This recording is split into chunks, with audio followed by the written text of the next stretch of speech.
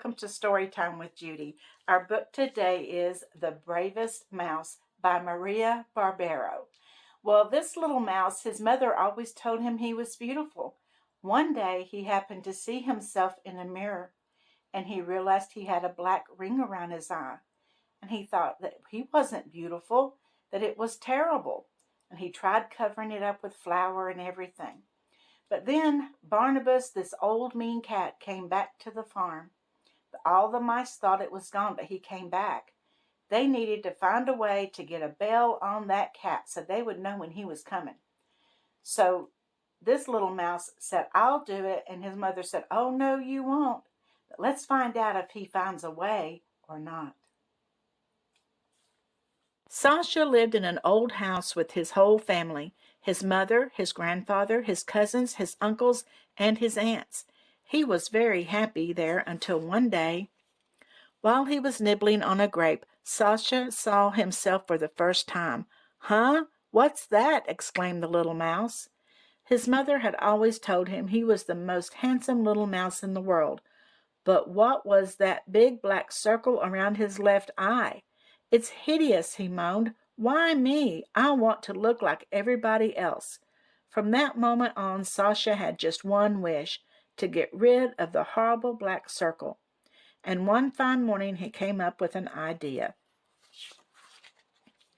"I'll cover that ugly circle with flour," he said. No sooner said than done.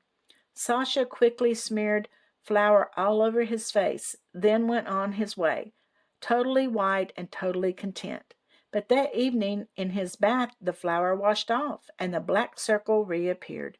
Poor Sasha! He was so disappointed. A few days later something happened that made Sasha forget all about the black circle. All the mice were running around in a panic, babbling excitedly to one another. "What's going on?" asked Sasha. His mother told him the awful news. Barnabas was back. "Barnabas? Who's that?" asked Sasha. "A terrible cat who has no home," explained his mother. "He's the darling of the local ladies."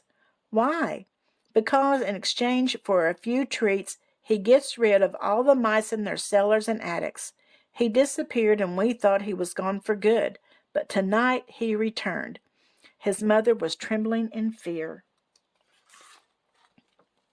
Sasha's grandfather called a meeting of the mice. "We have to do something," he declared. "But what?" "If we could at least get a bell around the cat's neck, we could hear him from far away and have time to hide," said Uncle Benjamin. "An excellent idea," said Grandfather, "but who will dare get that close to the monster?" All the mice were silent. Finally, Sasha spoke up. "I'll try," he said bravely. "Oh, no, you won't," said his mother. "It's much too dangerous." Soon all Sasha could think about was the bell for Barnabas. One day he was sitting in the meadow thinking about it when suddenly Barnabas rose out of the tall grass and pounced. Sasha didn't stop running until he reached the drain pipe. Barnabas was right behind him. He stuck his head into the end of the pipe just as Sasha crept out of a tiny hole at the top and raced off to hide in a wardrobe. Barnabas was confused. Where had that mouse gone? All night Sasha replayed the adventure in his head, and early the next morning he leapt out of bed. He knew how he could get the bell around Barnabas's neck. He found a small bell and carefully slipped it onto a rubber band.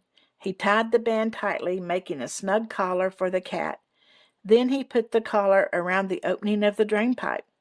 Every Sunday the lady of the house gave Barnabas a sardine. So on Sunday morning Sasha waited, and as soon as the sardine was in the dish, he grabbed it and hid it in the drain pipe. Now all he needed to do was to lure Barnabas to the trap. Sasha scurried around the lady's feet. "Eek! A mouse!" she screamed. Barnabas took off after the little mouse like a flash.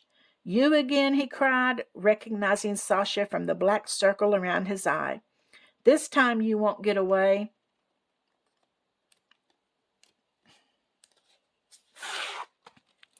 Quick as lightning, Sasha raced outside and jumped into the drain pipe. Barnabas jumped in after him, but when he saw the sardine, he forgot all about Sasha.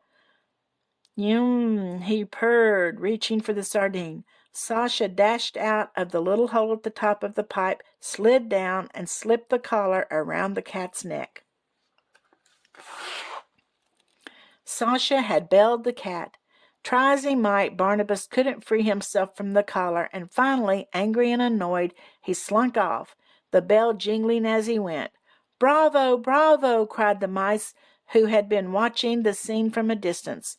"Long live Sasha, the bravest mouse!" The mice held a grand celebration that lasted well into the night. From then on, all the mice admired Sasha. The younger mice even drew his big black circles around their eyes so they could look just like their hero. Well, Sasha was a brave little mouse too, but even more than that, he was a smart little mouse, 'cause he got that bell on that cat, didn't he? So from then on, they knew when the cat was coming. I hope you liked this story, and I'll see you again tomorrow, and don't forget to like and subscribe.